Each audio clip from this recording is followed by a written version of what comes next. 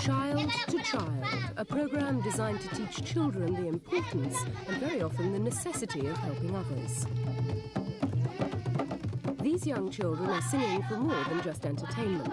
The songs carry messages about healthcare and nutrition. The program is part of a non-profit British-based charity called the Child to Child Trust. Not all Ugandan children can afford to go to school. And in a country where education is not compulsory, many parents prefer keeping them at home. Older students from the secondary school volunteer their time and teach children in what are called catch-up schools.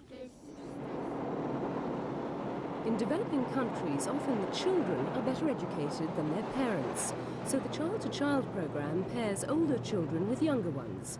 The little ones learn useful and sometimes life-saving skills. Here, it is road safety. A child was hospitalized after being run over at this spot. So this lesson is a valuable one. At the Bbira Primary School outside Kampala, children are taught about their country's most important economic activity, agriculture. Environmental and nutritional issues are stressed. Here, the children are involved in a tree planting project. The children plant and nurture seedlings until the trees are strong enough to be replanted in their own communities. Program initiators hope the younger children, after being given the know-how, will bring the skills home. That way, parents and the community can both benefit.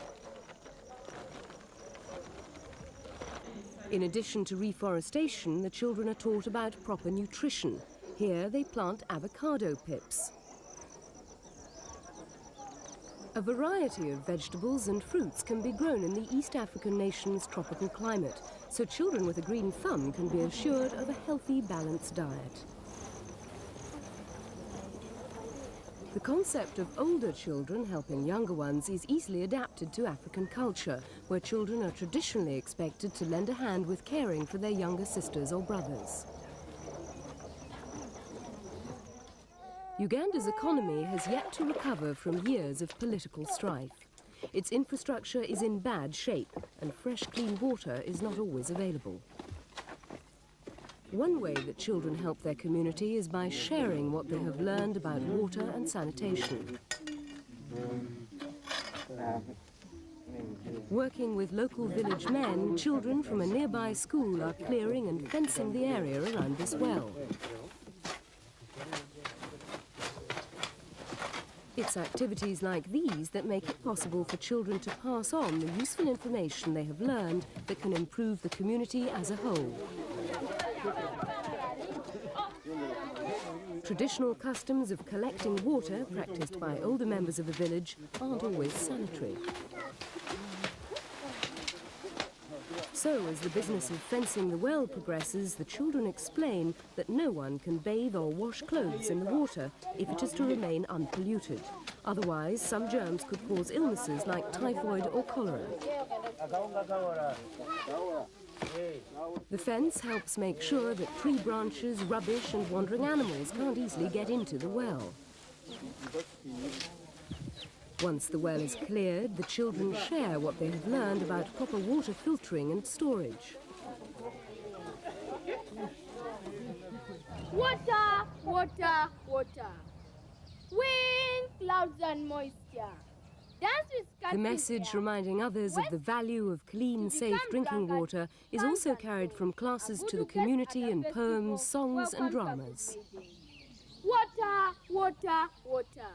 The Child-to-Child program again uses entertainment as a popular way to spread important information. In most areas, television and cinema are still not accessible. Even enthusiastic youngsters enjoy putting on a show. It's even more rewarding when the children know they are spreading information that will improve the health and community in which they live. All across the land, we fight the war together to protect the environment.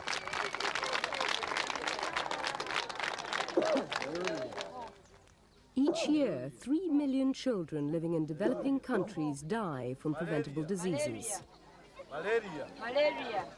These actors are students of Bbira Teachers Training College.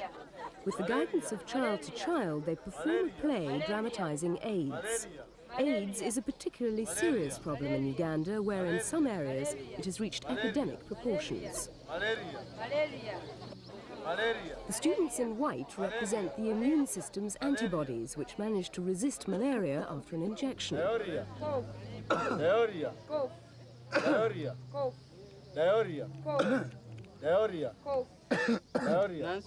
But eventually, after the failed efforts of the doctor and nurse, the worst occurs. HIV. AIDS. HIV. AIDS. HIV. AIDS. HIV. The patient no longer recuperates from his illnesses. He has AIDS. AIDS. The HIV virus breaks through to the healthy cells, slowly and silently killing them one by one. AIDS. HIV. AIDS. HIV. AIDS. HIV. AIDS.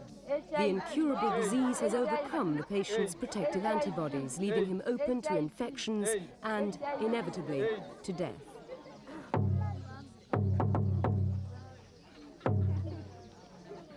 Some diseases are curable, however. Measles and tetanus are the two biggest killers among the vaccine-preventable diseases. This play demonstrates the value of life-saving immunizations.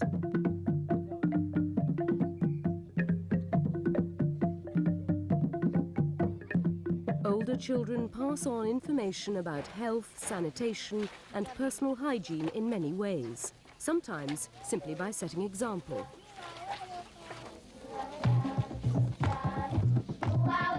Reports of these child-powered approaches to health education have proven effective.